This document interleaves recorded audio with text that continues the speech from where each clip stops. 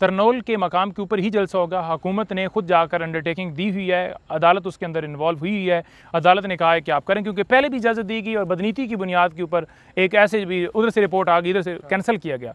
लेकिन इस दफ़ा अगर वो NOC हमारी कैंसिल भी करते हैं, हम फिर भी हर सूरत ये जलसा करेंगे, इंशाअल्लाह ताला करेंगे और भरपूर तरीके से करेंगे, डंके की चोट के ऊपर करेंगे और आप देखेंगे कि आवाम का समंदर होगा। और उसके बाद इस जलसे के बाद हम लाहौर जा रहे हैं, लाहौर में जलसा होगा और खान साहब ने बड़ा वाज़ेह कह दिया कि आपने अब से जो एक्टिविटीज़ हैं वो तेज़ करनी है। तो लिहाजा आप देखेंगे कि आने वाले दिनों के अंदर यूँ समझ लें कि हर हफ्ते या 10 दिन बाद या 15 दिन बाद हमारे मुख्तलिफ जलसे जो हैं वो ऑर्गेनाइज़ होंगे। नहीं हैदर पंजोता साहब, आपने कहा कि आपकी बार अगर NOC कैंसिल कर दिया जाता है उसके बावजूद आप लोग जलसा करेंगे, तो ये तो टकराव की मामलात हो सकते हैं, नुकसान हो सकता है, तो उसको कैसे आप लोग टैकल करेंगे? किससे टकराव हो सकता है? क्यों कोई टकराव करेगा? क्यों कोई आके हमें हर्डल डालेगा? क्यों कोई NOC कैंसिल करेगा? जब अदालत ने हुक्म दिया है पुरअमन जलसा करना हर एक तरह का, और हम चाहते हैं कि हम आवाम के साथ बात करें। आवाम चाहती है कि वो आकर अपना प्रोटेस्ट रिकॉर्ड कराएं, अपनी बात रिकॉर्ड करवाएं। वो चाहते हैं कि मुल्क के अंदर लाकानूनियत ख़त्म हो, वो चाहते हैं कि हमारा मुल्क माशी तौर पर उसमें इस्तेकाम है, वो चाहते हैं कि हमारा मुल्क आगे बढ़े, वो अपने बच्चों के मुस्तकबिल के लिए आएंगे। कोई यहाँ पर वो दहशतगर्दी करने तो नहीं आएंगे। अगर यहाँ पर जमात इस्लामी बैठी हुई है, बिजली के बिलों के हवाले से डिमांड रखी है, टैक्सेस जो हैं उसके हवाले से उनका मुतालबा था, तो क्या उन्होंने आकर कोई दहशतगर्दी कर दी है? आप अपने लोगों को दहशतगर्द करार दे रहे हैं। नहीं, जलसा किसी को कैंसिल नहीं करना चाहिए, और अगर जलसा कैंसिल करते हैं तो डेफिनेटली वो हमारे मुखालिफ हैं गवर्नमेंट वाले, तो वो कैंसिल करेंगे, वो उनकी बदनीति होगी, तो वो तो नहीं चाहेंगे कि उनका डाका एक्सपोज हो। तो आवाम राइट रखती है, आवाम अपनी मर्ज़ी के मुताबिक, ये आवाम का मुल्क है, कोई नून लीग का मुल्क नहीं है। तो आवाम ने फैसला किया कि वो 22 तारीख को इस्लामाबाद में जलसा कर रही है, तो आवाम आएगी और इंशाअल्लाह ताला हम सारे मिलकर करेंगे। हैदर पंजोता साहब, ये बताइएगा कि खान साहब के अब तकरीबन 2 केसेस रह गए हैं, तो एज ए लीगल कानूनी माहिर क्या लगता है, ऐसे खान साहब के वकील क्या लग रहा है, खान साहब कब तक रिहा हो सकते हैं? देखिए, रिहाई की अगर बात की जाए ना, तो मैं ये देख रहा हूँ कि ये जो मूवमेंट स्टार्ट अब हो रही है ना, और लोग जो हैं जैसे स्टूडेंट्स भी मोबिलाइज़ हो रहे हैं, तो ऐसी सारी सूरत हाल के अंदर जब मोमेंटम ज़्यादा बनेगा ना, तो फिर उसके बाद आप देखेंगे कि जलसे जो हैं वो उनकी तादाद बढ़ेगी, रैलियाँ भी होंगी, एहतजाज भी होंगे और सारी चीज़ें। उसके बाद ही देखिए, आवाम की ताकत से ही खान साहब बाहर आ सकते हैं। लीगल कोई केस नहीं है, नंबर 1। नंबर 2 बात यह है कि खान साहब की डील के हवाले से या खान साहब के उस मौक़िफ़ के हवाले से कि वो भागने वाले हैं, मैं खान साहब के वर्ड्स बात टू बात आपके सामने रख देता हूँ कि खान साहब का क्या मौक़िफ़ है कि मैं भागूंगा या इधर रहूँगा। खान साहब ने कहा उस दिन कि देखो नहीं, मैंने कहा जी सर, उसने कहा है कि 2 वक्त की रोटी जो है ना वो इंसान ने खानी होती है ना। मैंने कहा जी। उन्होंने कहा कि एक बंदी की ख्वाहिश होती है जी मैं गाड़ी लूँ, मैं बंगला लूँ, मैं जहाज़ लूँ, मैं दुनिया फिरूँ। उसने कहा मैं दुनिया भी फिर चुका हूँ, मैं गाड़ियों पर भी बैठ, हर चीज़ मैंने देख ली है, ठीक है, तो बाहर भी मैंने 2 वक्त की रोटी खानी है, तो 2 वक्त की रोटी मैं यहाँ भी खा रहा हूँ। तो मैं तो जब 2 वक्त की रोटी तलब है आपकी, तो फिर मैं अपने मौक़िफ़ से क्यों पीछे हटूँ? मैं अपने नज़रिए पर कायम हूँ। मुझे ये जितना मर्ज़ी है रखना चाहें, और ये इनको अगर लगे कि मैं टूट जाऊँगा तो ये इनकी भूल है। उन्होंने कहा है कि मैं किसी सूरत जो है अपने मौक़िफ़ से पीछे नहीं हटूँगा। सारे लोग ये सुन लें कि इमरान खान आज अगर बैठा है तो आपके बच्चों के मुस्तकबिल के लिए, लेकिन as a Pakistani, as a शहरी पाकिस्तान के, हमारी ज़िम्मेदारी है कि इस सारे माहौल के अंदर जो है हम उसके लिए निकलें। जब भी कॉल दी जाए, जब भी आवाज़ आए, तो उसके ऊपर लेफ्ट बैक हैं, क्योंकि ये किसी एक की कुर्बानी से मामला नहीं होगा। हम सबको आना पड़ेगा, हम सबको आकर फ्रंट फुट पे आकर सारा कुछ करना पड़ेगा। हम हमेशा जब भी कॉल आई, मैं, हमारे और दोस्त सारे 7-8 दफ़ा कॉल आई है इलेक्शन के बाद, हम निकले हैं, लेकिन आपको भी निकलना पड़ेगा। और राजा सुल्तान सिकंदर की बात मुझे दरमियान में याद आ गई कि एक तो मैंने आज उसके दोबारा इस्तीफ़े का मुतालबा किया है, और मैं ना वो आप लोगों को पहले बता नहीं सका। तो बात यह है कि राजा सुल्तान सिकंदर का बेसिकली घर जो है वो मेरे हलके के अंदर है, ठीक है जी। तो जो उसकी फैमिली है, यानी कि उसकी वाइफ, वो जो जिक्र कर रहा था ना कि वहाँ पर एक वाल पे फ़ोटो भी लगी है खान साहब की, तो वो जो वाल पे फ़ोटो है ना, उसके घर वाले भी जो है ना वो खान साहब के फ़ैन हैं। तो उन्होंने क्योंकि मैं वहाँ पर खड़ा था, तो उसने भी आकर इमरान खान को, यानी कि मुझे वोट दिया, इमरान खान के उम्मीदवार को वोट दिया है। तो इस वक्त इनकी बीवियाँ जो है ना वो भी PTI की हैं। Sikandar Sultan Raja chief election commissioner की आप बात कर रहे हैं? जी, जी। उन्होंने PTI को वोट दिया है, और उनकी फैमिली ने दिया है ना जी, तो उनकी फैमिली ने दिया है, मुझे वोट दिया है। और मैं ये कह रहा हूँ कि इनकी बीवियाँ भी, इनके घर वाले भी खान को चाहते हैं।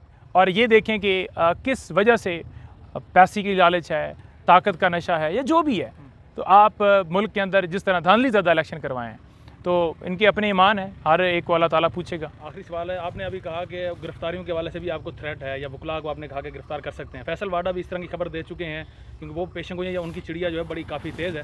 उसने कहा था कि 2-3 माह के अंदर बहुत सी गिरफ्तारियाँ ऐसी देख रहे हैं। तो नहीं पंजोता साहब, इनका लिंक अगर इनको किया जाए तो इसका मतलब है कि ये जो खबर है हकीकत का रुख धारने वाली है। फैसल वाडा जो है ना, वो तो ख़ास तौर पर किसी जगह की खबर देता है, और फैसल वाडा जो है उसको मैंने कहा था कि तुम हलफ दे दो कि तुम वहाँ पर हाज़िरी नहीं लगाते, तो फैसल वाडा ने हलफ नहीं दिया था। कहता है मेरा तो आपसे के साथ गुस्सा ही नहीं, मैंने तो हलफ दे दी क्योंकि मैं सच्चा था। नंबर 2 बात यह है कि ये उधर से सुन के, ये हो या तारड़ हो या गरीदा हो या कोई और, ये उधर से सुन के सारी आकर खबरें देते हैं। तो ऐसे लोगों की क्या क्रेडिबिलिटी है जो अपने मुताबिक ज़िंदगी ना गुजार सके, जो वो क्या कहते हैं, जो खान स्पेशल कहता है कि अब इन्होंने उसको यूँ पकड़ा हुआ है क्योंकि आप चला नहीं सकेंगे, और जो बड़ा सा लेकर ये प्रोग्राम में भी गया था तो इन्होंने तो पकड़ा हुआ है उस पकड़ने की। हाँ वही। अच्छा, वो फर्स्ट जो सवाल किया सुकलैन साहब ने कि एक ब्रश के हवाले से बात हो रही है, खान साहब ने इलेक्ट्रिक ब्रश मांगा है। ये इलेक्ट्रिक ब्रश कौन सा ब्रश होता है? इस हवाले से भी काफ़ी मीम्स बन रही हैं, बहुत सारा मजाक उड़ाया जा रहा है कि खान साहब ने इलेक्ट्रिक ब्रश मांग लिया है। देखिए, पहली बात तो ये है कि इलेक्ट्रिक ब्रश मैं तो नहीं इस्तेमाल करता, लेकिन अगर वो इस्तेमाल करते हैं, जिसको नहीं पता वो लेके चेक करके दुकान से ले ले, वो इस्तेमाल करते हैं तो इसमें मसला क्या है? आपको देखो, उनका हक़ है, ठीक है। और मैंने पहले भी कहा ना कि अगर इलेक्ट्रिक कोई मशीन हो, कोई शेव करने वाली हो या कोई और चीज़ हो, तो वो उनका राइट है, ठीक है। आप कभी किसी चीज़ पर पाबंदी लगा रहे हैं, कभी किसी चीज़ पर पाबंदी, इसका मकसद ये नहीं था बात करने का कि मैं कोई इस चीज़ के ऊपर बड़ा जो है वो चाहता हूँ कि कोई मीम्स बने। बेसिकली आपको बताने का मकसद ये था कि इमरान खान के ऊपर छोटी छोटी चीज़ जो है ना, अगर कोई वो भी कहते हैं ना, जो कहते हैं ना बड़ी सहूलतें हैं और बड़ा 5 स्टार होटल है और ये और वो है, मतलब आपने एक डेथ सेल के अंदर रखा हुआ है, बिजली आप बंद कर देते हैं, पंखा बंद हो जाता है, ये कौन सा 5 स्टार है? तो ये झूठे प्रापोगंडे हैं इनके, लेकिन कप्तान आपका डट के खड़ा है। बीबी साहब भी साथ बैठी हुई थी, तो मैंने कहा कि ये क्यों? उन्होंने कहा कि कुछ और चीज़ें हैं, कुछ खाने की चीज़ें हैं, फॉर एग्जांपल उनके घर में फ्रूट होता है, तो उन्होंने कहा कि वो मेरे भिजवाया जाए, या कोई और चीज़ है, तो वो पाबंदी है कि आप कोई चीज़ भी नहीं लेकर जा सकते। तो उन्होंने कहा कि इस हवाले से ज़रूर आप बात कीजिएगा। बीबी साहबा ने ख़ास तौर पर कहा, क्योंकि देखें ये उनका हक़ है, वकील उनसे नहीं मिल सकते। आज यही हुआ कि आज वहाँ पर तोशाखाना केस की समाअत थी, तो उन्होंने क्या किया कि उन्होंने कहा कि कोई बंदा भी नहीं जा सकता, एक वकील को अंदर जाने दिया ताकि मीडिया के ऊपर आकर बात जो है कम से कम खान साहब का, असल बेसिकली ये नैरेटिव रोकना चाहते हैं खान साहब का, इनका इरादा ही है कि खान साहब का पैगाम ना आ सके, खान साहब की कोई बात ना आ सके, जिसकी वजह से उन्होंने पाबंदी लगाई। अब एक वकील अगर जाता है, प्रोफेशनल, उसने जाकर काम करना है, जाकर उस टाइम पर खड़ा हो जाएगा, सलमान सफदर साहब गए, तो उसके बाद क्या होता है? उसके बाद ये होता है कि उसने वहाँ पर, क्योंकि वो एंगेज हो गया, लेकिन साथ जो वकील दूसरे होते हैं वो डेफिनेटली जब मीडिया से बात कर रहे होते हैं, खान साहब हम साथ खड़े होते हैं या दीगर डिस्कशन होती है, तो हम एक चीज़ जो है वो सारी पिक कर रहे होते हैं और आकर मीडिया को बता देते हैं। लेकिन हमें कुछ इतला मिली है कि अब वकला को भी शायद उठाया जाए, क्योंकि जो फैज़ की गिरफ़्तारी है, इस गिरफ़्तारी से का मकसद सिर्फ़ और सिर्फ ये था कि खान साहब को मिलिट्री केसेस के अंदर इम्प्लीकेट करना। और जहाँ तक आज की खान साहब की बात है, तो उन्होंने कहा है कि मुझे हो सकता है आर्मी कस्टडी के अंदर जो है वो ले जाएं, और इसी वजह से उन्होंने जनरल फैज़ को गिरफ़्तार किया है। और जो क्योंकि सारी चीज़ें आ रही होती हैं ना, कि जैसे आज़म खान के बारे में खान साहब कहते थे कि वो मेरे ख़िलाफ़ वादा माफ़ गवाह नहीं बनेगा, लेकिन जब आप किसी के ऊपर टॉर्चर करते हैं, उसके ऊपर तशद्दुद करते हैं, तो फिर डेफिनेटली वो कोई भी स्टेटमेंट देने के लिए तैयार होता है। जैसे डिप्टी सुपरिटेंडेंट को रखा हुआ है, अब अगर आप लीगल रखते हैं ना, तो आपने अरेस्ट डालनी है इस मुकदमे के अंदर और मुतल्लिका कोर्ट में पेश करना है, लेकिन ना उन्हें पेश कर रहे हैं, ना उनका कोई अता पता है, तो डेफिनेटली उसे अगवा कहेंगे। और जब वो तशद्दुद की बुनियाद पर सामने आप लेकर आ जाएंगे, तो फिर जो इसके ऊपर कानून है वो बड़ा वाज़ेह है कि कोई भी तशद्दुद के अंदर बयान लिया गया उसकी कोई वैल्यू नहीं। अच्छा, PTI की मौजूदा क़यादत जो यहाँ पे लोग जो है वो बाहर हैं, जेल से बाहर हैं, अब वो लोग क्या जनरल फैज़ से कोई अहकामात आते थे उनको, जिसका हामिद मीर साहब ने भी गिरफ़्तारी वाले दिन जो है वो तज़किरा किया है कि उनको जो है वो बार बार जो है वो ब्रीफ़ करने की कोशिश की जाती थी फैज़ हमीद साहब की जानिब से? कोई ऐसी चीज़ है कोई आपके इल्म में? नहीं, देखिए ऐसी कोई बात नहीं है। अगर ओवरऑल देखा जाए तो मैं खुद कोर कमेटी का हिस्सा हूँ, वकला में भी हम लोग जो 8-10 हैं वो मैं हर दफ़ा जाते भी हैं, मिलते भी हैं खान साहब से। तो आपने नहीं सुना होगा कि किसी बंदे ने आकर स्टेटमेंट दी हो कभी भी कि जनरल फैज़ के साथ उसका कोई राब्ता, और अगर राब्ता था तो आज तक क्यों नहीं आया? क्योंकि देखें हमारे जो इदारे हैं उनकी तो पूरी एक्सेस है ना हर जगह पर पहुंचने की, सारी चीज़ें देखने की, व्हाट्सएप देखने की, अभी तो फायरवॉल और पता नहीं क्या क्या चीज़ें आ गई हैं। तो वो निकल आती ना, कोई रिकॉर्ड निकल आता, कोई कॉल निकल आती है, कोई चीज़ निकल आती, तो आज तक क्यों नहीं आई? तो ये मैं ये समझता हूँ कि ये सिर्फ एक यूँ समझ लें कि खान साहब को इसके अंदर सेट करने के लिए ये सारा मामला किया गया कि अब क्योंकि खान साहब की रिहाई जो है दूसरी तरफ होने की तरफ जा रही है। वो कैसे होने की तरफ जा रही है कि तोशाखाना केस के अंदर आज जुडिशल हो गया, ज़मानत दायर हो जाएगी। इसी तरह अलकादर ट्रस्ट केस, उसमें ज़मानत पहली हुई है। तो ये इनका दिल ये है कि 9 मई की बेल्स भी फाइल हुई हैं कि अगर यहाँ से होता जाए तो फिर इस मुकदमे में खान साहब को जो है वो फैज़ वाले में, या उन्होंने एक और अप्रूवल लेकर रखी है, वो जो एक सहाफ़ी था जिसकी तरफ से एक कंप्लेंट फ़ाइल की गई थी कि खान साहब ने बात की अडयाला जेल के अंदर कि अगर मेरी बेगम को कुछ हुआ तो फलाना फलाना ज़िम्मेदार होगा।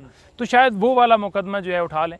तो मैं अच्छा, नईम हैदर पंजोता साहब, आज जो हुक्म जारी किया गया इस्लामाबाद हाई कोर्ट से कि जब तक ये केस चल रहा है उस पर कोई फैसला ना जारी किया जाए, तो इससे कितना फ़ायदा होगा पीटीआई को?